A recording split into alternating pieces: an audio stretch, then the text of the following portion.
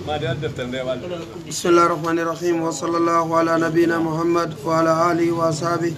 ومن تبعهم بإحسان إلى يوم الدين. أما بعد فيا إخوة الإيمان نحييكم بتحية الإسلام على وهي السلام عليكم ورحمة الله. musidɓe julɓe tedduɓe o weltanama on jarnama on tolnama kaduɗal men ɗo Belleville karama ko meɗen Oustaz Abdoulaye Baɓe Seynike ara yiɗen fuɗɗade janngugol ɗeɗo defte ɗe janngunoɗen hanki oɗo safatu tafasir e oɗo honno oɗo safatu tafasir e oɗo suwar min hatu sahaba haray ko programme ji ɗi tawi hiɗen janngude ɗeɗo defte ina wondani e nafoore moƴƴa haray meɗen weltani on du'ani on jarni on haray ɗon geli ko 7h30 oɗen fuɗɗade leero on feƴƴiri seeɗa hara o yaafoto na leero on ɓayno sansodiri seeɗa ko ɗonno ɗum kam no tawa e saabu ko puusi kono noon toujours ko 7h30 on tabintina inchallah haray ɗo weltanaɗo duwanaɗo e jarna haray yo Allah o malno en yo hissin en yo faamin en ko wonɗen e janngude ko warti kan gollitirgol haray meɗe wiya on assalamu aleykum wa rahmatullah tafaddal ya oustaz. أعوذ بالله من الشيطان الرجيم بسم الله الرحمن الرحيم الله سبحانه وتعالى ومبي ولو أن للذين ظلموا ما في الأرض جميعا ومثله به من سوء العذاب يوم القيامة وبدا لهم من الله ما لم يكونوا يحتسبون أي نعم ولو أن لهؤلاء المشركين سيون لا تنك بسركوا بالذين بين ظلموا أنفسهم توني بونكين جمودهم توني بونكين جمودهم بتكذيب القرآن في النقل القرآن والرسول أن الله صلى الله عليه وسلم القرآن والرسول ما في الأرض جميعا ومثله ما هو أي لو ملكوا سن بجيتينو كل ما في الأرض kala koni kaleyti min amwalin immorde jawle malakuɓe jeyti misla dhalika yiɗi ɗum ma ahu wondude kadi ɗum ɗon o mum kadi harna ɗum ɗon tum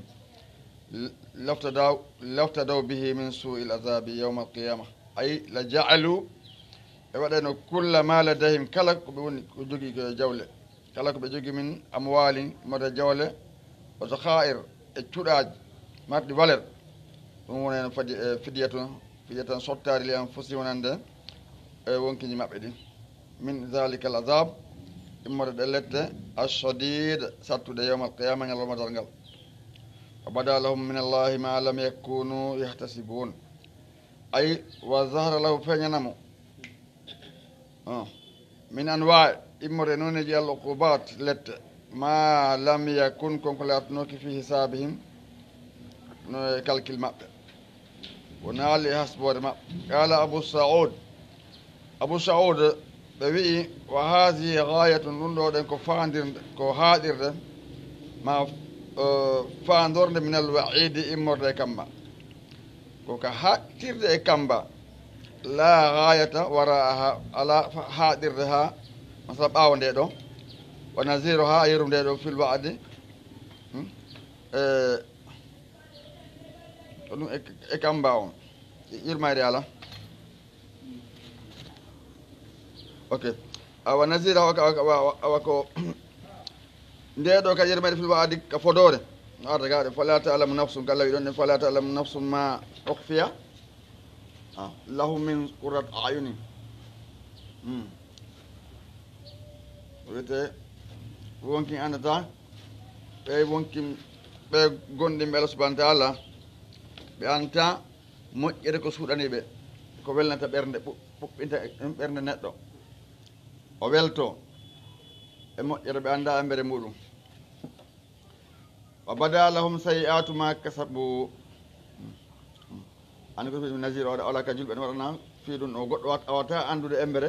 moƴƴereji makko yomal ɓe won yimɓe aljana ɓe anndame aɗen ɓeeɗa kadi lonto muɗum kambama ɓe kambana on kamɓe kadi ay ko ɗum woni ɓe win noon abada lahum min allahi ma lam yakunu yahtasibun ɓe addi kadi aywa ɗum ne ko ay qur'ana noon feeñana ɓe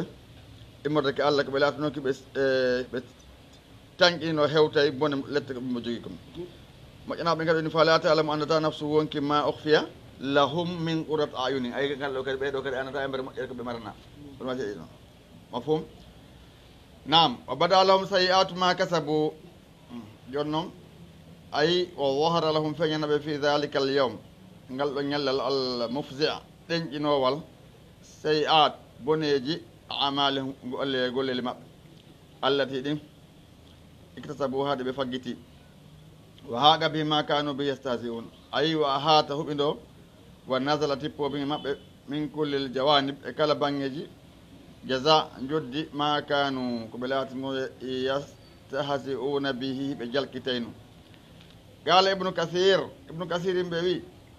ɓe maaki ay a hata bihim huɓitaɓe min al adab immode lette ɗen wonna kaal e yagguindirɗe ɗen ma kanu ko ɓe laati yastahzi'una bihi ko ɓe jalkitayno kom fi dunia ko adna ɓe considéré wne lette ko haqiqa joni noon feeñana ɓe jakka ko haqiqa tawi hannde kadi ɓe mara daɗigal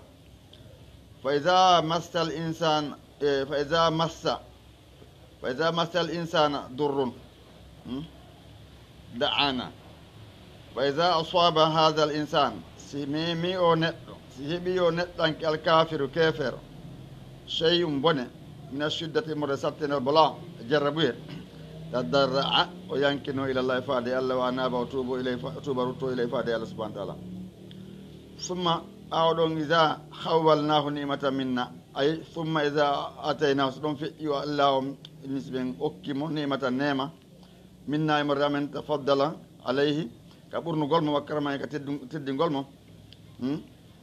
qala o wiya innama utituhu ala ilmin ay qala dhalika al insanu l kafiru o neɗɗo kefere o wiya aljahidu yedduɗo innama utituhu andu komi jonna oɗo nema ala ilmin minni koye hoore andugol an kono ɗaɓɓirte bi wujuhil makasib ko no ɗaɓɓirte laawi kasɓori ɗin way mo tajir e ko honno ñulorte ne kadi no wawi tik tak anda ko allah julanto goɗɗo ko marɗa haqqille o si tawi arsika ka tuma wawa tawde heɓana hoore ma arsika wawata wonde ha heeɓa si allah hoddiranama ko ɗum waɗa e ɗo ɓe goo hara ɓe mara haqqille kono hara ɓe arsika ha ɓe mari mbuuɗi woɓɓe maɓɓe wawata e calcule aɗa wata e calcule annono wawi calcule moƴƴe kono hara mara mbuuɗi ko koddure e allah subahana taala ko winno kono ande hadise mo ibnu masud filli on modena sa sallama ɗum ɗon haare on to jibinaka parce que o ko yamitata malaikajo on riwaya goo inni ko arsike makko wayimine wiñi ko konguɗi tati piiji tati arsike on gurdan ɗan e golle koyen ɗum wonti golletta winde sakkito ɗum saidun aw saqiyum ɗino winde taw taggue haɗa on tawi ko balɗe temedere e noga on tigui heeɓi kadi reede nene mum taw andi hayɗa reedu ɓangali moƴƴe ka joni noon kala ko windano kon ɗon siko lanɗo windano ko laamoto ɗon ko guera o laamoto si windama o laamotako par ce que sinnamo heɓa duuɓi ha kono laamotako heɓa duuɓi lamɓe ɓuuri accemo ɗon kon neɓa yarde ndiyam kono si windama kadi kala ko ɗon windete masalan ɗum waɗi so ni o wonde mo wonkima ko woni e jungo ɗum ko allah o neɗɗanke golla e golle yimɓe aljanna ha hakkude aljanna hara lutta e maɓɓe cogonal ma wona cogonal o e natugol makko fa sabaga ma kutiba aɗo noon ko windano kon to fa amala min amali ahli nari fa dakalaha ɗum andi ko noon hadis o bukhari no ko muslim ɗum andimo ko arba o nawa yiya maruf idan ɗum waɗi neɗɗo on toujours andu ko neɗɗo feƴƴa ko neɗɗo koye juuɗe allah subahana taala woni ko allah subahana taala hoddiranimo ko woppatamo on titi andi ɗum soñkata hoore makko o andi ko ɓeydo ko ibnu abbas wonde mannala koye andu si aduna fof hawti wallugal ma hunde fiya heɓu nden hunde si tawi allah hoddiranama nden hunde ɓenɗon hay goto wawata wallude ma fof so heɓa nden ɗon hunde si fof kadi faalama kallude ma fi nden hunde ɗo ɗen nde allah hoddiri heɓete fiitande heeɓe nde watama ronkude heɓude andi on so andi wata heeɓi palande molnade telle makko aqida isan fa hakaza joni noon neɗɗo o inne kanko komo andu ɗaɓɓirte ko ɗum waɗi so heɓindi o jawdi innama utitu ala ilmin comme wiyata ɗum qala zalika al insanu l kafiru aljahidu on neɗɗanke keefeero yedduɗo o innama utituhu andi komo okkirandi ɗo jawdi ala ilmin ko hoore ganda min nimorde am bi wujuhil makasib e laawi anndugol kono ɗaɓɓirte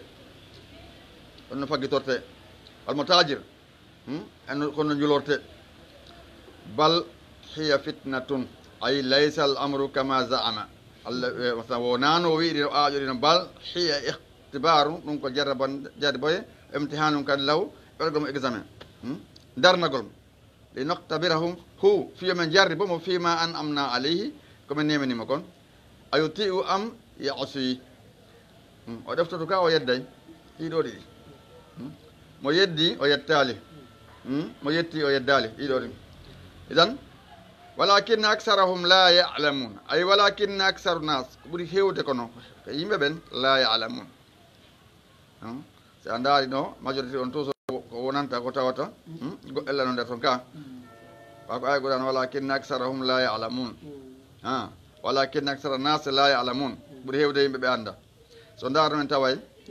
ko janngoɓe ɗuuɗi o koɓe janngaɓe ɓuri ɗuuɗude ka donc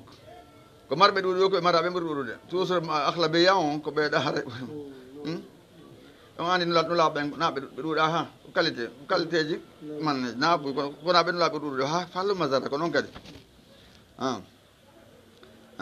andi qualité on toujours qualité kelɗo ɗon o ɗuuɗata ha ko ɗum waɗi Allah subhanahu wa tabaraka allazi biyadihi al-mulku wa huwa ala kulli shay'in qadir allazi khalaqa al-mawta wal hayata liyabluwakum ayyukum ahsanu amalan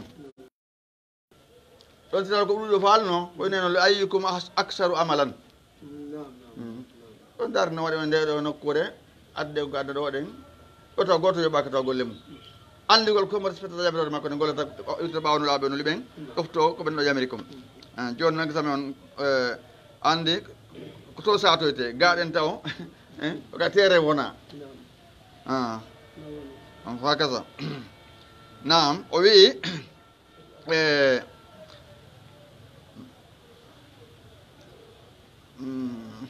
nam kadi qalaha nam walakin aksarahum la ya'lamun ay walakin aksara nas la ya'lamuna anna itaahum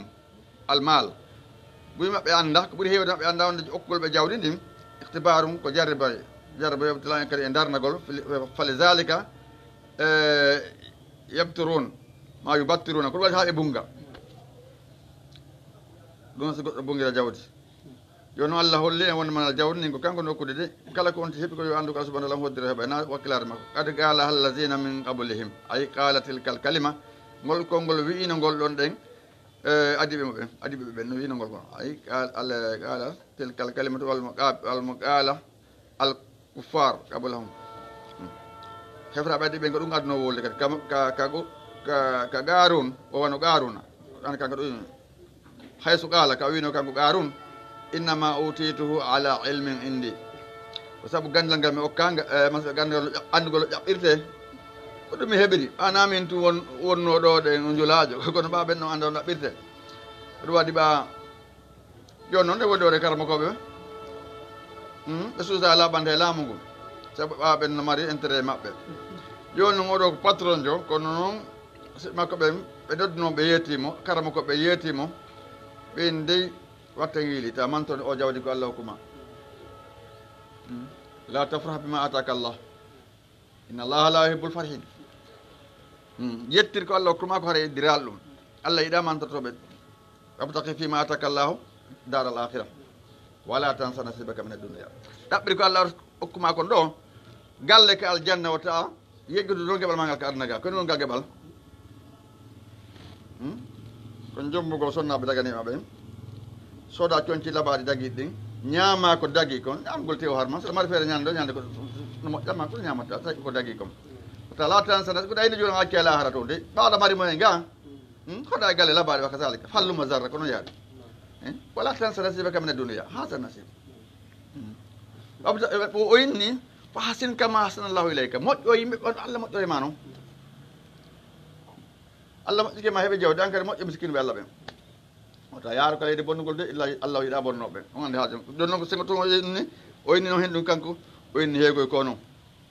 ko mokkuda ɗum ndi o jawdi ko sabu gandal an andu no ɗaɓirte innama utitu ala ilmin indi naari o bewi ayo fama agna anhum ma kanu yaksibun ay fama nafa'ahum nafana bima jama'uhu ko be mboɓuno ko min al amwal immorde jawle wala ma kasabuhu ona ko fagiti ko min al khutam edumo ko ɗum woni ko ɗum woni ko tata al khutam kala ko munkide wata nafude to kala ko heɓuɗa ɗo ɗen a wawa tun nafal mala hara hein ko ɗo on tun hara no konta khutam jonga en no holle en wonma sa heeɓi jawdi wota bewirde wakkile moƴƴa golla kande hana ɗon waɗe dema ɗum ko lorro aɗa ko kallu ala mawla fa asabahum heɓɓi sayi'atu ma kasabu ay fa naalahum heɓunoɓe jasa a joddi a amalahum golle maɓɓe a sayi'atu golle maɓɓe bonɗi ɗin walladina zalamu min haula'i ay walladina zalamu min haula'i almusrikin kuffar qurayshin yo noon hollaka kuffar qurayshin en kon tubano woodi kuffarana qurayshin en koɓe ka yo noon haare ko ɓa fewno ɓen ɗon wonano ayon ko toon jeppi kon noon ko al umumu wonaki noode kuffaruɓe kamen ga toɗaɗa no ɓuuri ɓen toɗen gikkuji bonɗi ayo nam o inni sayusibuhum sayi'atu ma kasabu ay sayinaalum heɓeɓe jata a joddi a amalahum golle maɓɓe algabi heb kande ɗen kama asaba hono heɓirno ulayka wona ɓen feƴƴinoɓe kalal ɓeydawi ɓe ceernoɓe maki wa gadi asabahum goɗɗi heɓe zalika ko janta ɗo ko on noon lette fayi noon saabu kamɓe kadi ɓuhito ɓe hokkinanoma ɓe ɓino kokke saabu sinen duuɓe jeeɗɗi saabu sinin hatta akalu ha ɓe ñaami aljif jiiɓe wa gutla ɓe wara kadi ɓe badrin kaɗeydi haade badri sanadi ɗum ko maɓɓe ko ɗon warano ɓe holornoɓe yeso kefere ko ɗon ɓe warano on andi abou jahali no jeyano heedinoɓe ɗon ne on andi ko jeyanoɗo fewjo on se moƴƴa o wara fewdo o wonno fewjude moƴƴa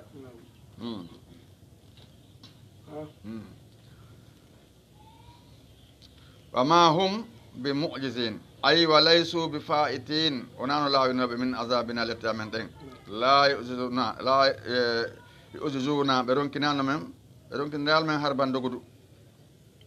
ame ronka ɓe hewta taw ko ɓawi dogudu ɓe laawi ayɗa jokkidaɗo goɗɗo oto ma e moto taw ɓuurma moto kelluɗo ma dogo hay mawno kelli tawi ɓuurdi doggol wiyete sona gotum ɓe hakkete ka joni noon kadi a jokkinaɗo e sagata taw ko tawde dogudu o dogo laawa hoɗo ko ande ka o yaari ɗum noon na allah noon joni noon laawi jonaɓe lawrano men ɓe ronkinami har ban dogudu wala e futunana talaban ɓe futorali men kadi ɗaɓɓuɗo ha mi ronka ande ɓe suuɗɗo ɓe ronka ande kaɓe woni ka jofiɗa wosima e nden adi ceerno ko neƴƴeteno ɗum wa tali ko kare so woni ka andi ko ɗum kawonti woni o aɗa mi andaka wonde ɓe nodda ko mina nokkel kaare feeñi ɗum kono e ɗum ɗo no ɓuuri e koyte kon allah kan ɓan waɗi ka reso ƴettata joni noon kala ka wonɗe asilajan allah hewti on tigi ngal taw on tigi ɗum sikki allah la budda min al mawt la salamata min addunia la salamata min annas nam summa radda alayhim زعمهم فيما أوتوا من المال وسعة الحال فقال ثم رد عليهم رد ما زعمهم قروني هوري ما فيما أوتوا كبه أوكا من المال جود وسعة ياجن الحال فقال قولوا أولم يعلموا أن الله يبسط الرزق لمن يشاء ويقدر جونو تسبينو دو آية وإني أولم يعلم عند هؤلاء المشركون بيشركوا بأن الله يوسع الرزق أم ينين على قوم دو يمبه ويضيق مفادنك على آخر وبقوم لون سأقول وادي كويتا يكون جودة إيمان إيدا يادا تاون جوهم كو جودة كو مجاني دكا الله أرونا يمبيدون كمارنو بجودة إنما فاتحة ولا تنوء بالأسمة أولي القوة إذا قال له قومه لا تفرح إن الله لا يحب الفرح sakata ɓe ni capanɗe na har ko wawɓe kadi kelɓe kadi wawata ronnago saabaji magasin ji makko ɗi an enen koko nde men mbaɗa jawdi fof sagata goto ɗo ronkata ɓoɗe cabre fof nde waɗi rondo fayda ka haari koko mbaɗon ɗo jawdi siko laamo kadi firawna kadi laamino ɓa kadi mako ɓeyni duuɓi temen mo rulde la makko ɗum fof nawnali kadi andi ko ɗum fof beynimo andi ko ɗum seli toujours entata fi lahara bon isan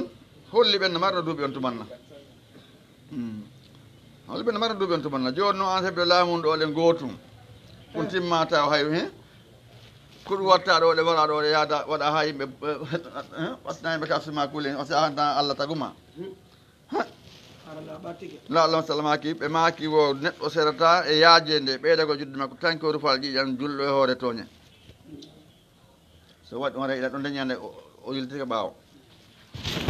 ɗum noon siko gooto emme noon siko ɓuri siko ɓuri ko jelo fof mbo andi perɓon ayo ko ɗum waɗi ko wiyete kon laamagol hulɓeni ha noslo maki al ghina nafsu mawɗo si woni ha a hewti ka woni lanɗo leydi fof haare wattan yiili a hewti ka lamel joni noon sa henni woni ma luttae ɗon hara ko sama kala nannguɗa ɗum fikko jawdi kadi wa kazalika so jawdi heɓi ko si yonninade nden ala hatta ƴetta ko miskine jeeyi watta ka ma golda miskine ɓa kanko mara ƴetta mbuɗi ma koɗi ngo suus ala ka wuli to ala ka ñaawe ronkama yoɓude ko ɗum ari hadis ko maki sadda khadbullahi man zalama liman la nasira lahu illa Allah sa ti tikkere Allah e on toñimo tato mara wallitoɗo ɗum sina Allah subhanahu wa taala joni noon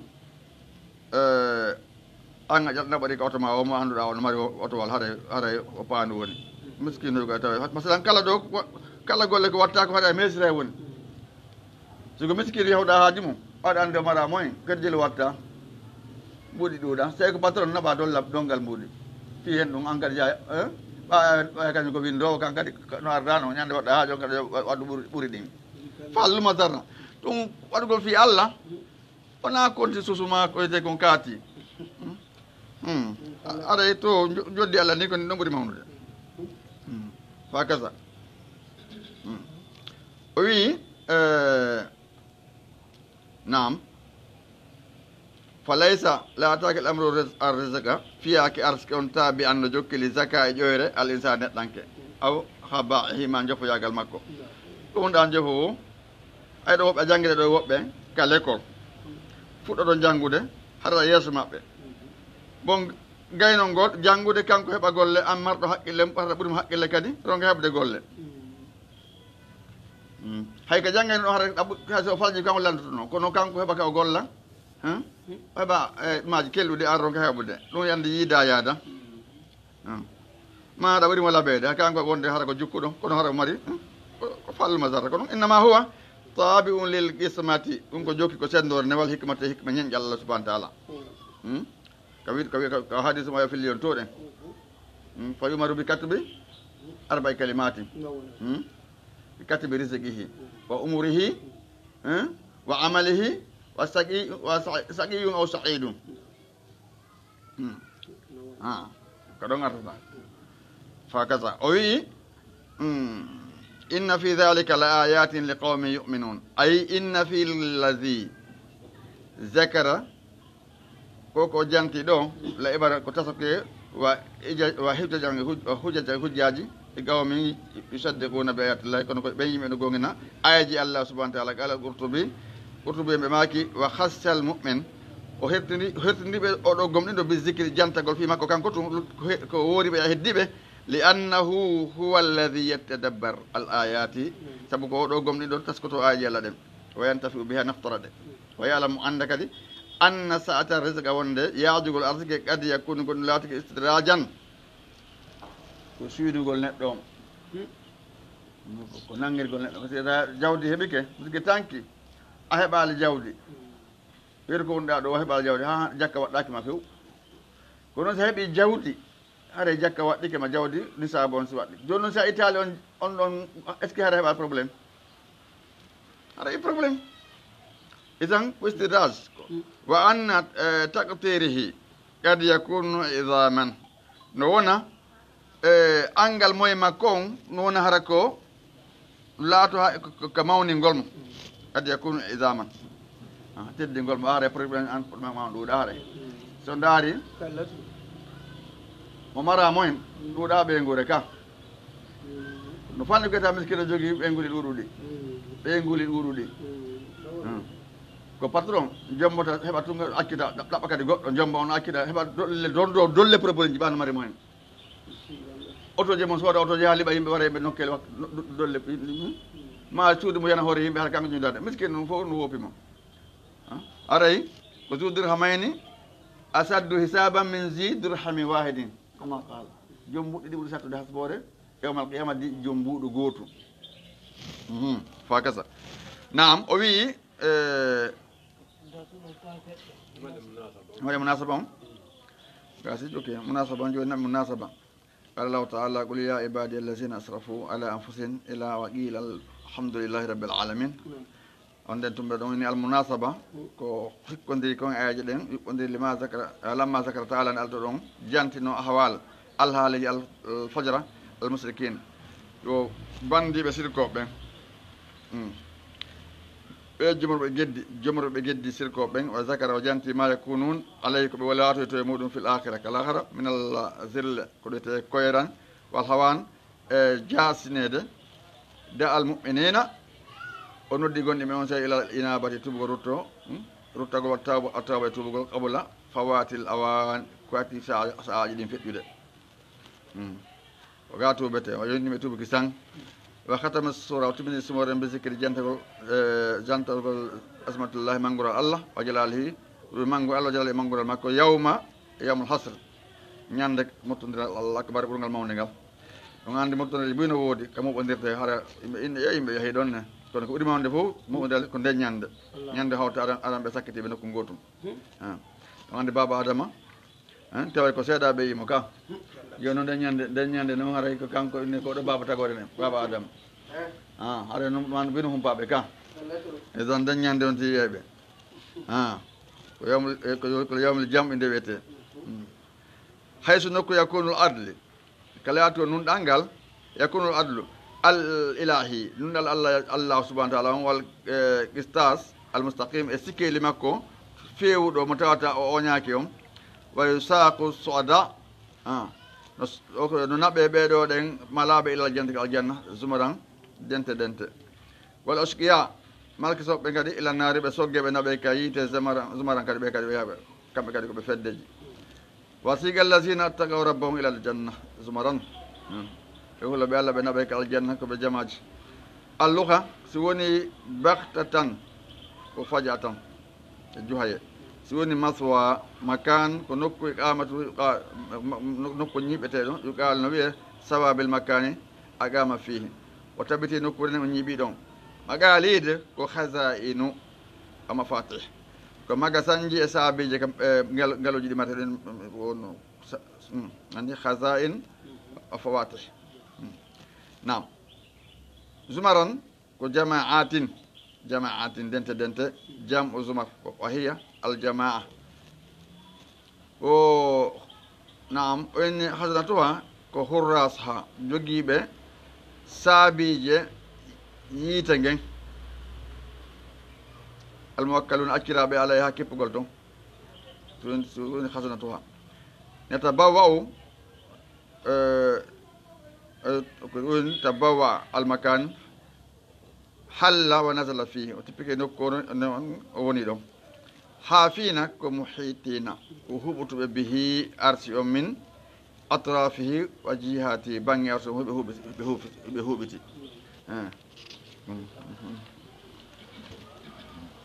الحمد لله رب العالمين jarama fotal barka haray o weltantoɓe Ustaz hande ɓe ɗori ga moƴƴa hay ɓeyano ga hande hay ceerno adama no ga yo salmina o moƴƴa o gandi ko wayno wonno kaduɗal ɗo weltani moƴƴa ɓe jaɓa amin ɓe ɗo anede ɓe fof amin ɓe jaɓa amin amin Allah moƴƴi haaji ɗi fep ko kamɓe wonno sabu komi ari kaduɗal ɗo alhamdulillah rabbil alamin Allah ɗo wontirane angola to yalla ko ɓuri moƴƴude amin en joddi ne weltani e moƴƴa amin an dalla ala khayrin kam sil fa'ilihi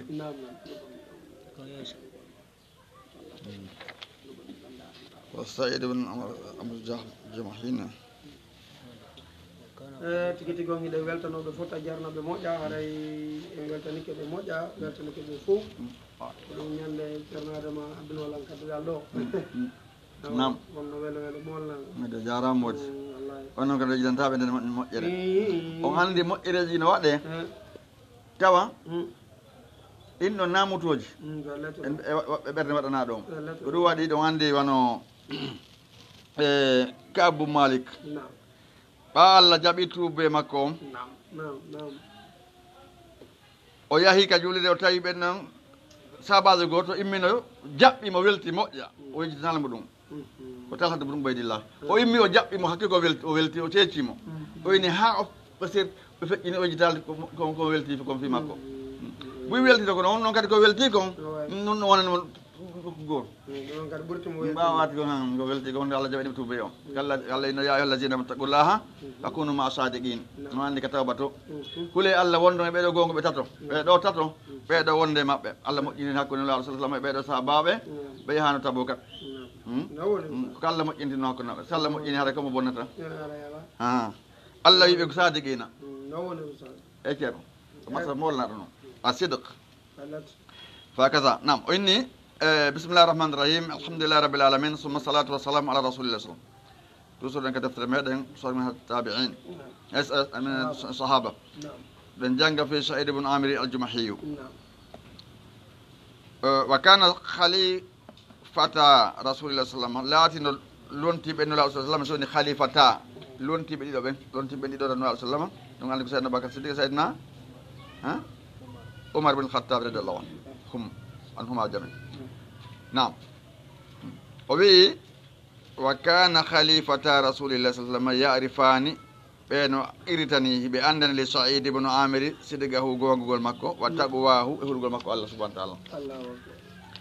ɓe noon kadi kala mo ɓe inni ko gonguɗo ni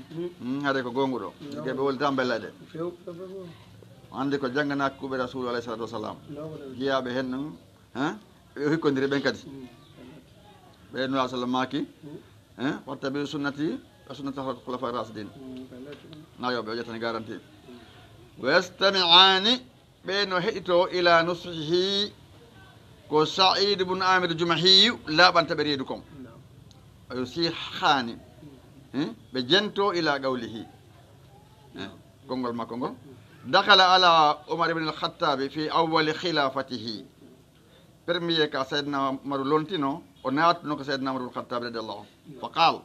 o inni ya Umar kayu Umaru usika mi wasika ma an takhsha Allaha fi nnasi de hulata Allah e yimɓe ɓen hula Allah hakkude ma gollugol yimɓe ɓen hula Allah ɗon wala takhsha nnasa wota hulu Allah fillahi fi gollangol Allah nam wala takhsha nnasa fillahi ta hulu yimɓe ɓen fi gollangol Allah si Allah yamiri golle ɗen tawi mbawi yimɓe kaari yiiɗa joni ta bonmo la joni haray an gollu ko yamirore Allah ni ay ya Umaru kayu Umar usika mi wasika ma an takhsha Allaha nde hulata Allah fi nnasi e ɓe yimɓe ɓe Allah lammima hoore muɗum masalan hara a bonnal haqqe goto maɓɓe hula Allah e gollondigol maɓɓe ka woni yeeso maɓɓe hande kadi ko Allah lonti nulaɗo sa sallam ka mofte makko fewno leydi fof wala takhsha nnasa fillahi ta hulu yimɓe ɓen fi golle Allah ɗen ta hulu yimɓe ɓen Allah yamiri hunde golle anta tefu goɗɗo sino yiɗi so welti so weltaki gollu ko Allah yamiri maɗa kom wa Allah yo khalifa wota luuto kadi wota lundo qawluka konngol mangol fi'laka gollal maga kam konngol mangol na noon kadi komo anda o woni yeetago koy kono ɗanɗe tawa goɗɗo e gesa makko weltanoɗa men e modi o jarama on modi o jarama ɗo de weltanoɗa welna kadi si kanko gollande hoore makko weltanamo ka joni noon ko e andi o andidinama kono so andidinama kadi welete so andidinama Allah nani fa dakkir fa inna zicra tanfa'un nin andi tin andi ko nafa gonɗimɓe joni noon mo anditindema ko andi wala yukhalifata lundo qawluka konngol mangol fi'laka gollal mangal fa inna khayral qawli andi ko tabiti ko ɓuuri moƴƴude konngol fof ma saddaqahul fi'lu ko ngol kugal ngal gongini ya umar kan umar aqim wajhaka ñinnu yeeso maɗa ngon liman wallaka allahu amrahu omo allah hikkima fiyake mum fewnu yeeso ma ngo on geru famodiron min baidil muslimina immorde woɗɗitiɓe julɓe men wa qaribi hinge ɓattiɓe maɓɓe taw ko on ko wonɓe yeeso maɓe tun annduɗa fi ɓeya to no waɗi wa hibbal lahum yiɗanaɓe ma tu hibbu li nafsika wonko yiɗanɗa hoorema wa ahli baytika e ko yiɗanɗa yimɓe suudu maɗa ɗum ko wakrah lahum añanaɓe ma takrahu li nafsika ko añanɗa hoorema wa ahli baytika yimɓe ko añanɗa yimɓe suudu maɗa wa khudil hamarati jumpu luggeedi di'e ɗen ilal haqqi hewta gonga o masalan gonga no satti no metti fi a reway kono kedi ha mema gonga o wa khudil hamarati jumpu luggeedi ɗeɗo di'e ilal haqqi ha hewta gonga o wala takhaf fillahi lawmata la'imin wata hulu sabu allah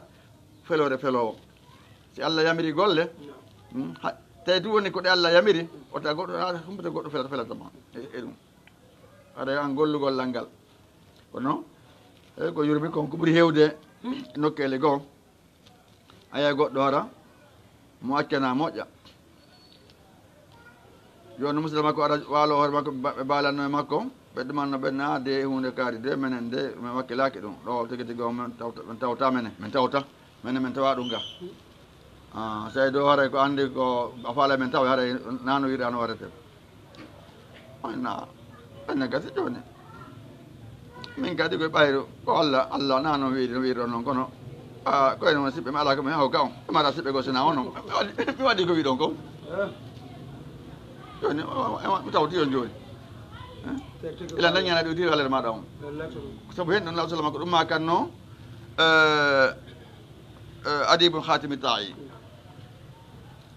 andi adibu khatimi ta'i ɗen fima ko ye gaɓa ko sabankejo law sallam ko natno islam ɓe yetnomo ɓe inne adi ayti a wonno a yanni to nasara wonno nasara ko o yaari to ɗen onno saami anni ɓawna inde no laaɗo o doguno o anni law sallam ɓe nannguno bandira makko ɓe moƴƴi makko ɓe akkiti makko umen bandira makko waɗi ha o arti madina ɗum nawara o geru yaha o makko e moƴƴude mi yaali ça fait ko laaɗo moƴƴi e makko ngo kaso toon ɓe moƴƴi e makko ɓe akkitimo kadi ɓe kadi ha ko nattemo saami ko bandirawo makko on aɓe holli o debbo on inni kanko woni ɓiɗɗo hatimu ta'i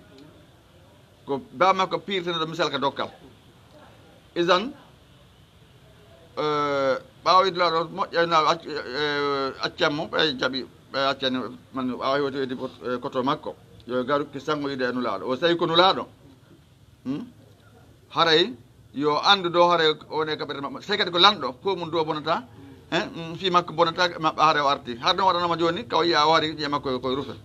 o ari ha wayde rasul sallama ka maɓɓe ko wadda kon ɓe yiidi e nder ko yewta ko mbawa ñanduɗa o inen adi joni no onon o rewaynoɓe ceernaɓe e moɗon karama ko e moɗon nuraɗo mi rewatano ɓe de eyni si ɓe daggini ko allah harminno ɗon tawtenoɓe ka on tawtena oɗon meɗen tawtenoɓe bo si ɓe harmini noon ko allah daggini kadi ɗon tawtenoɓe ka on o meɗen kadi ɓe tawtenoɓe ɓenna ko ɗo rewɗon ɓe ko ɗo rewɗon ɓe innama taa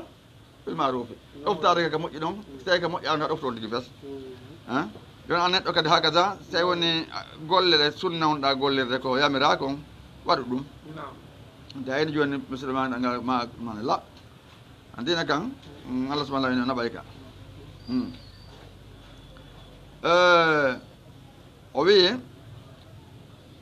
fa qala umar seydna umar maki wa man yastatiu dhalika ya said ene said komo hattani koko wuuɗa komo wawi waɗde ɗum fa qala saidu inni yastatiu hattanayi yastatiuhu rajulum gorko misluka yirma mimman wallahumullahu ɓemɓe allah immorde ɓemɓe allah hikkini amra ummati muhammadin fiyake mofte muhammadi sallah sallam wa laysa baynahu wa bayna allahi ahadum hara ala hakkude on tigui allah haƴe goto masalan si wi allah haray ko on ɗon hakka kanko lammini mofte ɗen haray e mofte muhammad sallah sallam ɗen o inni ko suwama an yoɓe mama ko on wawata danade golle mi yamiri ɗo andi faami inda dhalika sanga on say da'a umar ibn al-khattabi sa'idan ila mu'azaratihi سيدنا عمر نودي أنتم سعيد في والتمو غلامو وقالوا إن يا سعيد إن من مولو كمن حكينت على أهل همسا همسا بمتري كما ونتون دين غوينر جوني من بوسلون فقال يا عمر إنك يا عمر نصدتك الله مجيجري مع الله ألا تفتنني وتفتنا تفتنا فيو na de jon no me tum posto wala amude dabba dammi ko ena wel yalla no amude wel to fi posto on kanko o ni wata fitina bawo ma ki ngol kongol fa wadi ba umar sayyidina umar be tikki seytini wa gala be maki way hakum yurmende wonani on onama bone no firangal bone kono na waylum wada'tum on waɗi hadal amra oɗo fiyake fi unuqi ka dande an fiyake oɗo ɗen lamagol wongol khalifa summa reftita hallaytum on yeewi anni gay an on akkilan e muɗum min tun derga summa taw hallaytum anni on laaɓi joni akkilan wallahi mi wondiri allahu la ada'uka mi akkitatama mi tertotakom summa wallahu reftu o lamminimo ala himsa waɗimo gouverneur leydi himsa ndin wagala wi ala nafridu laka risqan akkita men jonne soldu dépense qala wa ma afalu bihi komi watta ɗum ya amiral muminin wala ƴedde o jonnamo ko baytul mal o ƴetta o jonnamo ɓenni keni watta ɗum to fa inna ata'i no dokke hande min baytul mali immota kadi banque julɓe wonɗon yajide no ɓeydi an hajati no ɓeydi ko matojini kon haɗa matojina ɗum ɗo suma maɗa refto yeehi ila himsa o yeehi himsa ɗon hawray bon oɗo si en janggi darso makko ha e lanni e yeyno o renorno ko honno o laamornoɓe onnoɓe programme makko no wonirno inchallah aɗa enen kadi fi hen ɗum fi hen heeɓo anden ko jogoɗen hoore men kono ha jogoɗaɗo ɗum hande poste chef carte koyte chef secteur a waɗa haɓa ma ala towna balaje la na ɗum haɗa fa kasa waɗana alhamdulillah rabbil alamin mi jarama fota barka Oustaz hare mi weltani kam min jarni on haray tigi tigi on ɗum ɗo ko nema molanaɗo famugol fi ɓeɗo sahabaɓe nelaɗo Muhammad sallllahu alayhi wa sallam haray ɗum ɗo ɓeydi e moƴƴa en nani ko ɓe waddi ɗo kon fi laamu ngu kanko fo alno ka ɓattade laamu ngu oyo ko forcé na ɓeɗimo ɓawa kanko on manaɗo wenni o waccitama ɗo yurmide yama أعوذ بالله من الشيطان الرجيم بسم الله الرحمن الرحيم الله سبحانه وتعالى وي عندك كمطففين فوقنا لين الله سبحانه الله إني ويل للمطففين فوقنا لين فوقنا جل بقى وقتا بونه وناني إتا دويتا يون نكين كين بونه إتا دويتا كين بيا دو عندي ola inde goto ka ola inde suudu wo leñol wo o naala gure siyankoɓe o naale ajamiyankoɓe o naal ɓeeɗa o inni ko waylu lil mutaffifina mo tawi ko tafifi haade mo naati nder ɗon ɗon ɓuuri huɓurde seeɗa o jande to goɗɗo elañogo yo noon allahina ko ɓen isactalu si ɓe etude ala naasi ka yimɓe heɓe tan hoore maɓɓe ka yimɓe yastawfuna ɓe timmina etu ngun no jeeya ɗum sodira sarrare jande nden yeytira to sokore nden wa iza kaluhum si ɓe etande yimɓe ɓen noon ka maɓɓe aw wasanuhum ma ɓe peesande yimɓe ɓen ka maɓɓe yuhsiruna ɓe ɗoyta hande si a daari sikkeleji ɗin ka innaka leydi julɓe ɓen a mesiri hara ko andu sikkel mesiri e nder ñellal ngal fof ɗo ɗe ma e nder hitande maɗ monade a tawa o yellaji min moƴƴa ton lande ɓe tewɓen e ɓande ma yeyra ɓe pooti no ko inne ko pukoti ɓa ɓe tappay koye haal koye natira nder natira heɓato kon ɗu toon ɗe heɓata boy kono noon fanɗa ɓa yonay ko letta ɓe fanɗa ɓe tappay ko ha ko natira nder woɓɓe ko kañe watta e potiji ɗin ley toon hara tappaka kono kañe no nder toon ɓe sigeli ɓe ma noon ko ɓuuri kon hewde kadi ɓuy anda peese yaade ɗo ɓe peesa ma ɓen nayino ya timmi ena timmi ko kilo jeeɗɗi wonno allah ran timmide so timma ala ara ɓi probléme ton parce que kanko jonni ma mbuuɗi makko ko mbuuɗi kilo o jonnuma seyno na kilo jonɗama haare probléme ko arondi parce que haqqe haqqullahi yuufa wa haqqul gayre la yuufa allah kan ala no wawira haqqe makko mo yafade kono moɗɗa goɗɗo na allah yafantoma ɗum ala renɗo haqqeji ɗin ɗon andi o yaa debbo mo tawata moɓe janti fenno so tama juulay o janggay o hooray golle makko ko naade julɗo allah kono ella makko on o lorray kawtal makko ga moƴƴa ɓemaki fa hiya fi naari moka nder yiite ɗum ɓe nalo natata yiite o moka nder yiite hoore o noon juula jangga en andi kadi hadis muflis on kono no feƴƴine ɓawa hewtoyi toon haji muflis on tawi ron kala dewal ko wiya koye mo waɗi kono ɓe lori kawtal ngal anda kadi moƴƴi makko ɗi ƴettete ɗum fof ko ellaji tawata yimɓe so rentaki muɗum woɓɓe tawi ko yimɓe no gollande golla ga yahata ko yoɓire yimɓe na ɗum won perdi ɗumaki ko huwal muflis on ɗon wona perɗo jawdi de ma perɗo ɓe goɗɗo o woni muflis ko perɗo ɓe ɗum daw tigui tigui on o wi ala yasunnu e sikka ma e fellita ulaika ɓen annon kamɓe mabusuna e fellita ɓen koɓe mintitoɓe yiyam ñalande liyawmde ñalande azimi mawde yeeso allah subahana taala e sikka ɗum kamɓe ɗo kadi na inu naamu ɗum waɗi firo nun nowoy to warde andi ko wiyete naamu e ko wiyetake naamu par ce que na fof wiyete naamu par ce que sa eno joli e fellita ɓeɗo e mintitake yeeso allah so eni naamu ara eni hiɓe fellita ɗum yama ko munasu ñande yimɓe daroy to li rabbil alamina wonande jon tagui fo allah tagui foji ɗi fof kala tagui ɗi yimɓe jinna malayka ilan ko piji fof allah ɗiɗo ala ko goto pet fof daroto yimɓe ɓe noon daroto yeeso allah subahana taala kañum e malayka ande kadi e jinnaji ɗin parce que jinna kadi no watta kalif ma yiɗuɗi mari gomɗi ndi ɓurano holle ɗum joni noon ko darago hen no fiyen no daranteɗo sikka ko daragol tum daññande ko leyamin asimin ko kala ko landagol golle ko golle wonti golluno kon kala réglé daññande kala hetta ko yarata toon ɓawi ɗo fof no wonda gaɗen toon noon seedete kala yaka gollanto kon allah inna famtade liyoma yahal mojiri moon certes ɓe gonɗi ɓe kono yedduɓe yaare ko gollal noon to alayni kalla wona noon inna kitabal fo jar no deftere ɓeɗo ɗen jomruɓe geddi la fi sijjil ni ɓe wonu yeyi ka sijjin karama ko ɓen ɓe inni koka leydi jeɗɗaɓiri ngoɗo kaso woni ka nokku ɓuri ɗo faɗude wa ma adraka ko andima ma sijjin ko wiyete sijjin kitabum ko deftere marɓumum waɗande numéro ji golleli bonɓe ɓen yedduɓen allah subahana taala ko ɗo woni waylum bone wonani yiyamañide ñanel mukadibina ɓe fennoɓe ummital hemɓe won ɓen allahina ɓen yukasibuna ɓe no fenna ɓe yawmi dine ñande joddi kuuɗe wama yukasibu wona no fenna bihi ngal ñalla illa kullu muqtadin kalana koyna kala on jaggotoɗo asimin bakkon ɗin ɗo hewɗo wargo junubaji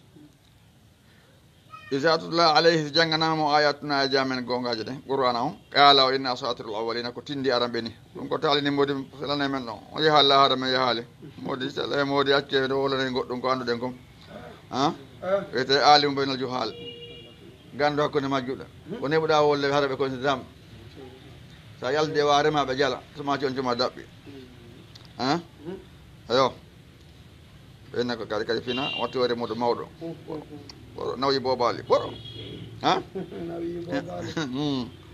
faami ene kamɓe ko ɓe sen no fof ko ella nam o inni isa tutula alayhi ayatuna qala asatirul awalina somo jangganama aya jamen qur'ana ɗen wonne ko tindi aranɓe ni na haqiqa kalla allah wi na noon balso ko woni rana korni ala qulubin ka ɓerɗe maɓɓe ma kanu koɓe laati yaksibuna ɓe faggito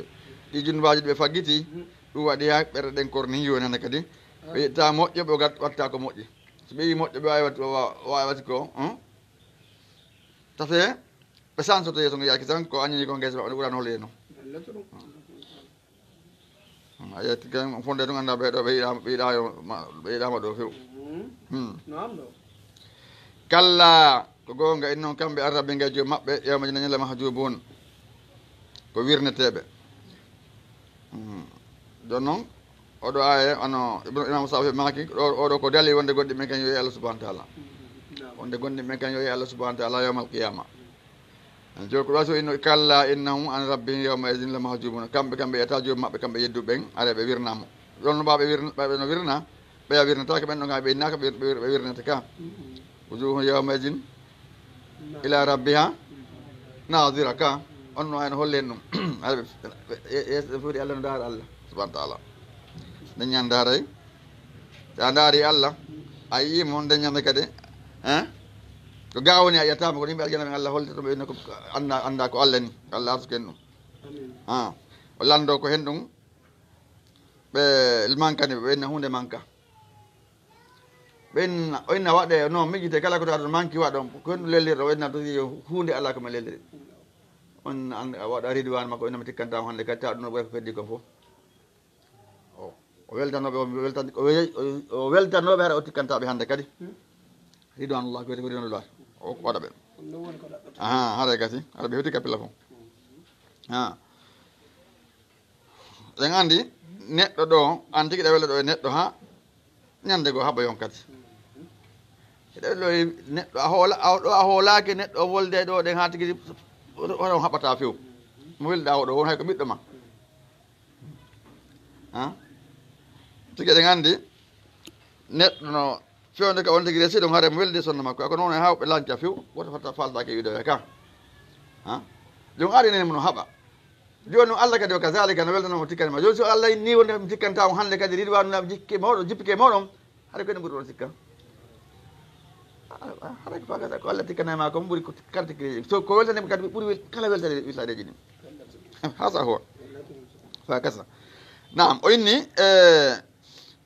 summa refti innahum kamɓe la soalul jahim kamɓe yedduɓe naata yiite jahim summa yuqaw defti wiye hada allazi kuntum bihi ko ngewoni ngen ngele haɗon to kasibone ɗon fennayno inno nagonga hino ngenon hannde kalla ko gonga inna kitabal abrar tabiti deftere ɗiggamɓe Allah ɓe la fi illiyina wonay ka illiyin kadi mon koɓe mbini illiyin ko nokkure wonɗo ka dow ka arsi dow ga wo moƴƴuɓe Allah ɓen inna ɓe kadi ko ɗo windi aljanna dow ga amma adra ko andi ma illiyuna ko wiyete illiyuna o kadi kitabum ko deftere marɗumu waɗande numéro ji kala numéro golle mono ɗon o andi téléphone ɗuɗuɗe on kala numéro mum goy ɗum andi enen kadi en wawi ɗum ɗon ka kaari ko numéro enen fof ɗon jonna numéro ji ɗen jogui goto sa dibbi ka woɓɓuɗa o ko goɗɗo gonotto na oɗa joni noon ko Allah ɓuuri hen no Allah wiide ɗum fof no waɗa numéro kala e golle mum ceerno goto mon inde ɗen nowna gootum kono tawi numéro ji mon to na gotum par ce que ɗon andi Ibrahima kono no wiyete ko alladi offa Ibrahima no ɗuuɓi ka leydi o kam hombo andi embere Ibrahima ɓe Abdoulaye ɓe no ɗuuɗi ɗo ko mamɓe en ɗeme ko Allah tum ka o kazalika kadi kono noon numéro o hare no serti ɗo kadi margum kala e numéro golle muɗum Allah majjata yejitata kadi naam o wi yashaduhu no seedoyo ɗum almuqarrabun ɓe ɓattinaɓe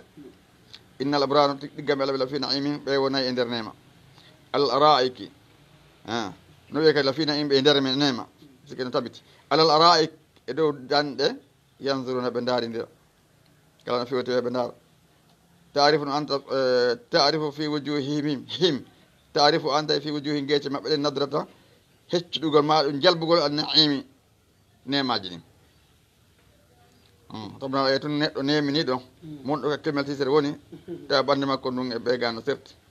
yuɓen to kadi si ari ga an tigui ena onon haade ala ɗon e puisque ɓalɗe ɗum haade no serti ka ko ɗo kadi ɓe tudawa taarifu fi yani fi wujuhihim nadratan naimi yiyaɓe ɗum ɓeɗo ɗen saabu jalbugol nema ko ɓe nemini ko no ɓangue maɓɓe yusqawna ɓe yarne fi min rahiqin e beere mahtumin kadi ma ko ɓe woɓɓe goo no yaaruɓe mahtumin ko jilla e makko mahtum awa ko ɗum woni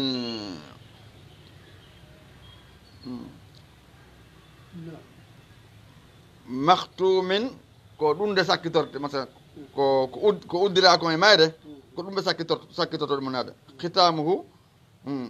ko jilla ko misku no wiwto engrais wiiteɗo miski on asilan si tawi woni a yari nden ɗon ɗen kala ka yaraɗo haade ko miski ɗo ɗe andi ko miski jeyaɗo ɓurɗo urude ko wiyete kon parfum aɗa no wiwto kala ka yaraɗo haɗa no wiwtoma o parfum ɗo o fi dalika ko ɗeɗo golle jantaɗo ɗe fal yetanafasi woni ko handi poɗodirde almutanafisuna poɗodireɓe heɓugol o place ɗo ɗen ɓuuri hani poɗodirde kono noon andi haade ma wakkilo ɗo ade ɗum yata e ɗo e ngol to manga melo on tima wakkilo golla ɓandu maɗa ndu golla ɓerde ma nde golla ɗengal ma ngal golla fo muɗum hara e banggue Allah subahana taala o misaju ko jilla to kadi komin tasnim ko immorde ko wiyete tasnim ko si anda ɗum aynan ko cangol yasrabu biha no yarangol almuqarrabun attinaɓe innal lazina tabiti ɓen ajramu jomorɓe geddi kanoɓe latino min allazina emore ɓen amanu gonɗin ɓen yadhakuna ɓe jalkitannoɓe ka adnaga kaɓe yaariɓe jalaɓe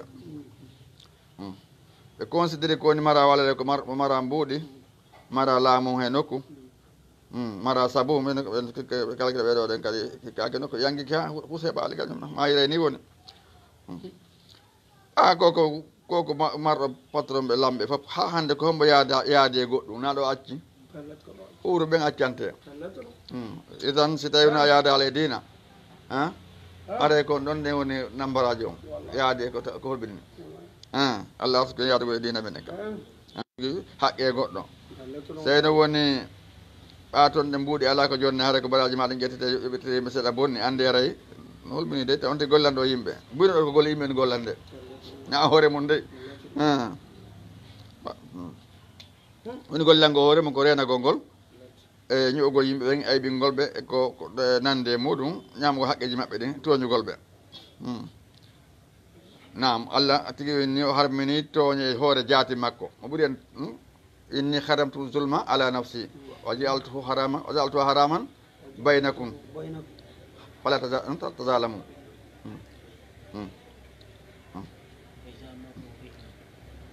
o wi wa isa marru ɓe ɓe feƴƴiriɓe ɓe feƴƴiri gonɗinɓe ɓen yatahamasuna maso gonɗinɓe feƴƴiriɓe kaɓe jooɗi ɓe ɓuccidira aɗa ɓe muñƴodirde kala no naka ɗengal ɓen wowlude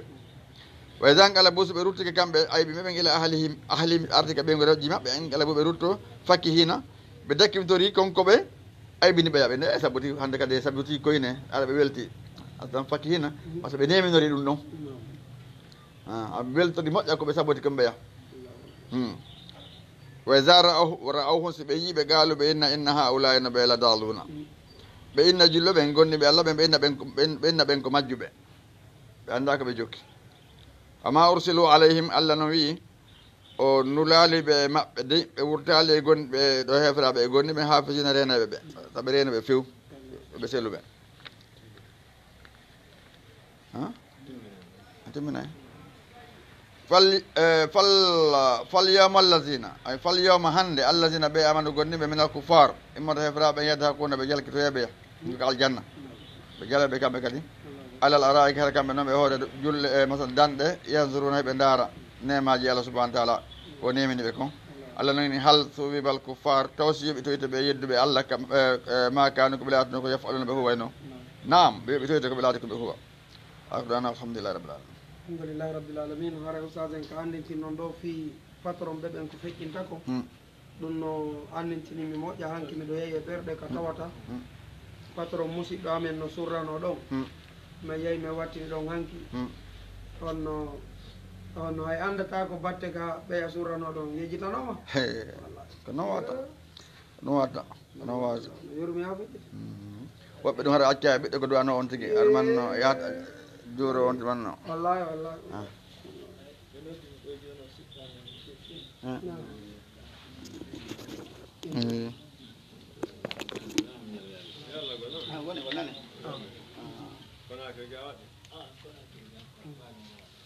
Anturamu ñagol yarlo